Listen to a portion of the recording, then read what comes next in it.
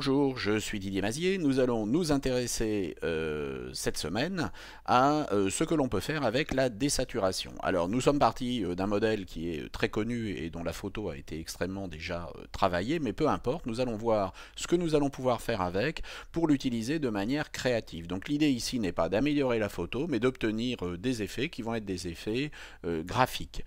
Au passage, nous allons donc pouvoir nous entraîner avec les calques, les masques d'écrêtage, etc. Alors nous avons ici la possibilité avec l'outil correcteur de nettoyer un certain nombre de défauts simplement en allant avec la touche Alt chercher de la texture un petit peu ailleurs et puis reproduire cette texture là où nous le souhaitons. Nous pouvons également observer d'autres défauts et les nettoyer à la demande. Alors, une fois que ça c'est fait, nous allons travailler avec un certain nombre de duplications de notre arrière-plan. Nous pourrions ne pas le faire, mais nous aurions moins de précision dans notre travail. Donc nous allons commencer par dupliquer l'arrière-plan avec CTRL-J sur PC, Command-J sur Mac. Nous allons nommer cet arrière-plan visage. Et nous allons commencer à travailler la désaturation, c'est-à-dire à appliquer un filtre de réglage ici, teinte de saturation. On va carrément ici désaturer pratiquement à moins 60. Hein. On n'est pas à un point près. Une fois que ça va être fait, nous allons dupliquer l'arrière-plan, à nouveau avec CTRL-J ou Command-J sur Mac. Nous allons nommer par exemple ceci lèvres. Et nous allons passer les lèvres au-dessus de notre travail de teinte de saturation.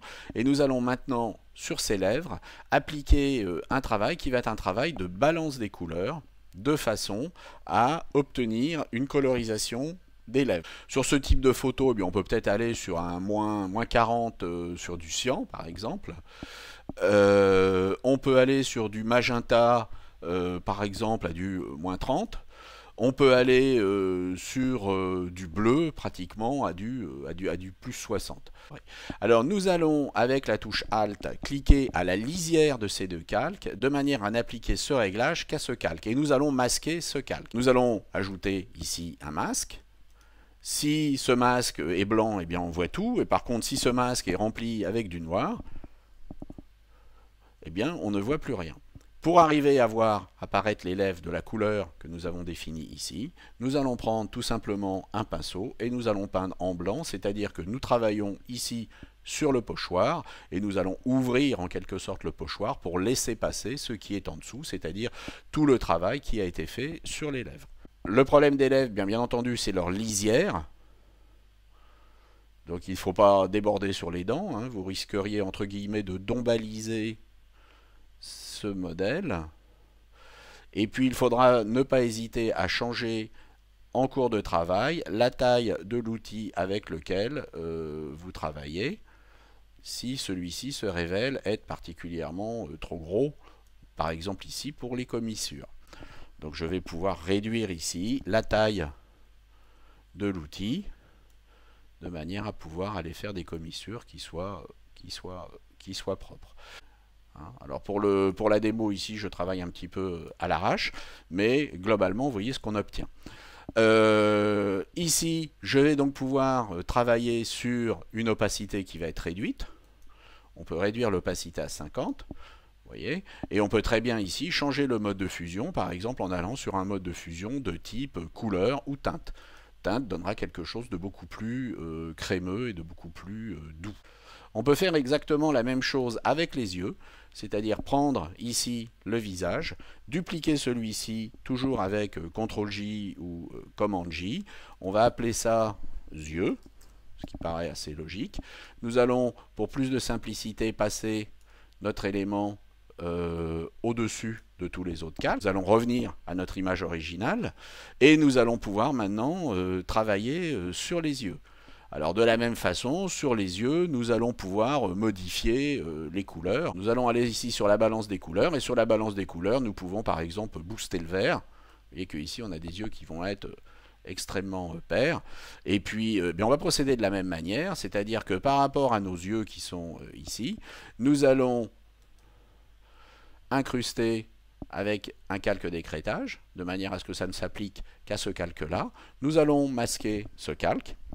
Alors nous allons ici créer un masque de fusion.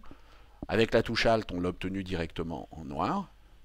Et je vais peindre en blanc de manière à faire apparaître des yeux verts. Il est évident qu'on ne va pas laisser ça en l'état, mais on va travailler sur le mode teinte et nous allons réduire bien entendu ici l'opacité. Donc je vais réduire l'opacité des yeux. Je vais ici changer le mode de fusion par exemple pour teinte, ou je peux à volonté travailler en couleur. Et vous voyez que par rapport à notre image initiale, eh bien, où j'avais ici une photo qui était déjà très intéressante, eh bien, je vais avoir travaillé avec une base de départ très intéressante. On peut donc parfaitement, par exemple, utiliser les niveaux ici au niveau du visage. En vidant les tons clairs, on va vider complètement la photo, tout en gardant bien entendu les petites modifications que nous avions effectuées à la fois sur les yeux et à la fois sur les lèvres. Bien entendu, il faudrait ici, pour être tout à fait cohérent, créer un écrêtage de manière à ce que ces deux calques s'appliquent uniquement à cette image, et nous pouvons avoir notre effet avant et notre effet après. Alors vous voyez que quand je clique ici avec la touche Alt sur cet œil, eh bien je ne vais voir que ce calque. Et il me masque tous les autres calques. Et lorsque je vais recliquer avec la touche Alt ici, il me raffiche tous les autres calques et en fait je vois mes effets. Donc vous voyez que nous avions une image qui était déjà une belle image. On va refaire notre petit tour de passe-passe. Cette belle image, maintenant, est à la fois une belle image, mais une image qui a un petit peu plus de caractère. Eh bien, j'espère que cela vous aura intéressé, que vous pourrez l'utiliser pour les créations de vos publicités et mettre en avant votre créativité. Je vous souhaite à tous du très bon photoshopping. À bientôt, au revoir.